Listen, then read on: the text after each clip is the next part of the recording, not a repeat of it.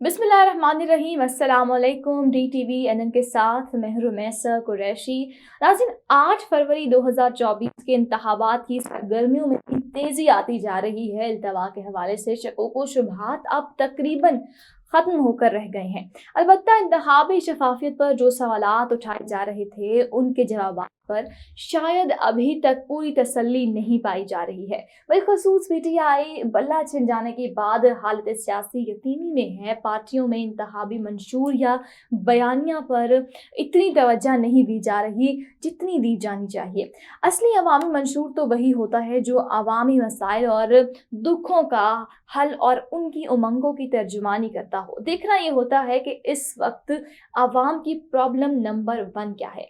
कोई शक नहीं कि इस वक्त पूरे पाकिस्तान का विलीन मसला मुआशी है। लोग महंगाई, गुर्बत और बेरोजगारी के हाथों सख्त परेशान हैं और अपने पास आने वाले अवामी नुमाइंदों से एक ही मुतालबा करते दिखाई देते हैं कि महंगाई हमारी क़ुव्वत बर्दाश्त से कहीं ज़्यादा हो चुकी है।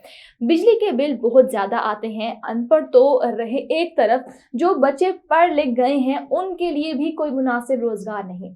इस तरह लोगों को अपने इलाके में तरक्याती कामों के हवाले से भी सख्त शिकायत हैं। कहीं रास्ते और सड़कें नहीं हैं, कहीं सीवरेज का मुनासिब बंदोबस्त नहीं, कहीं गंदगी के ढेर लगे हुए हैं, कहीं पीने का साफ पानी तक मुयस्सर नहीं, कहीं स्कूल नहीं, कहीं डिस्पेंसरी नहीं। लाकानूनियत इस पर जो है वो मुस्तज़ाद है। लोगों को जो है वो जानो माल का कोई तहफ़्फ़ुज़ नहीं। जिस तरह 2018 के इंतखाबात में एक अनाड़ी ने लोगों को सब्ज़ बाग दिखाए थे, वो सब के सब शराब साबित हुए।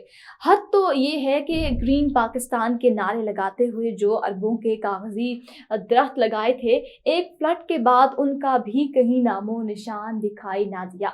इसी पैटर्न पर आज फिर एक नौजवान लंबी लंबी छोड़ रहा है कि कभी कहता है कि आवाम के लिए बिजली के यूनिट फ्री कर दूंगा, इतने घर और इतनी नौकरियां दूंगा, बल्कि पहले से मौजूद सरकारी नौकरियों की तनख्वाहें डबल कर दूंगा। नाज़रीन, क्या उसे मालूम नहीं कि हमारी कौमी मईशत उस वक्त किस कदर दगरगू हालत में IMF के कर्जों तले दबी हुई सिसकियां ले रही है। लिहाजा लीडरों को इस हवाले से बात करनी चाहिए कि हम ऐसे कौन से इकदाम करेंगे जिनसे तबाह हाल मईशत अपने पाँव पर खड़े होने के काबिल हो सकेगी।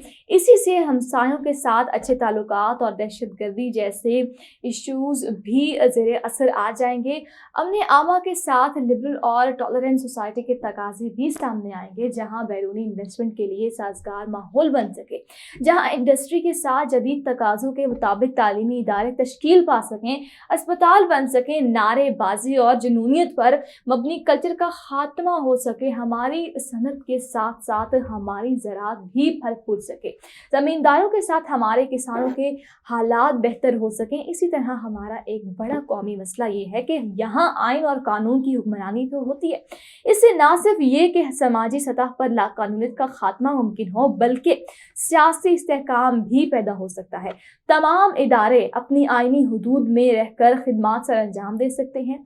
अच्छी बात तो ये है कि मजहबी और जुनूनी नारों में भी ठहराव आ गया है और एक वक्त था जब इंतखाबी मुहिम में मजहब के का बेदरेग इस्तेमाल हुआ करता था। अब हालात ये है कि खालिस्तान मजहबी पार्टियां भी अवामी मसाइल को ही वोट लेने के लिए फोकस किए हुए हैं। अलबत्ता ज़ातियात पर हमले अब भी हो रहे हैं और इंतखाबी ज़ाब्ता इखलाक के तहत ये उसूल तय होना चाहिए कि एक दूसरे के खिलाफ नफरत भरी तकारीर की बजाय हर कोई कौमी तामीर और तरक्की का अपना विजन या प्रोग्राम पेश करे। उस वक्त इस हवाले से सबसे बढ़कर बेचैनी सिंध की पार्टी के ऐसे शख्स को है।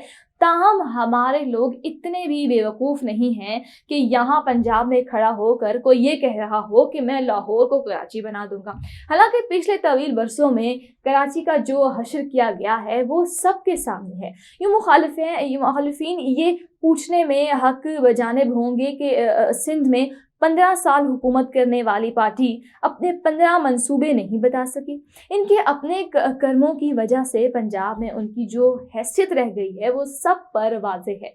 नून लीग की इंतखाबी मुहिम अगरचे आइडियल करार नहीं दी जा सकी, मगर इतना ज़रूर है कि वो अपने सियासी मुखालिफिन पर तनकीद करने से गुरेज कर रही है। जमात इस्लामी को ना जानने किस सियाने ने ये कह दिया है कि वो किसी से इंतखाबी अलायंस किए बगैर भी कोई काबिल ज़िक्र कामयाबी हासिल कर सकती है।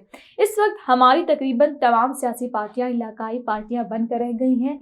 किन सूबों और हलकों में किसकी क्या पोजीशन होगी और हमारा अगला सियासी सेटअप क्या बनता है, नेज़ पीटीआई की आज़ाद अरकान का सियासी फ़ायदा कौन उठाएगा। नाज़रीन, उम्मीद करती हूँ कि आज की वीडियो आपको पसंद आई होगी। पसंद आने की सूरत में हमारे चैनल को सब्सक्राइब, हमारी वीडियो को लाइक और अपनी राय का इज़हार कमेंट सेक्शन में लाजमी दीजिएगा। इसके अलावा भी अगर आप इस तरह की मालूमाती वीडियोस देखना चाहते हैं तो DTV NN और देसी टीवी USA को सब्सक्राइब कर लीजिए। और इसके अलावा आप हमारा OTT प्लेटफॉर्म DTV Flix भी देख सकते हैं, जहाँ पर आपको 2000 से ज़्यादा चैनल्स मिलेंगे।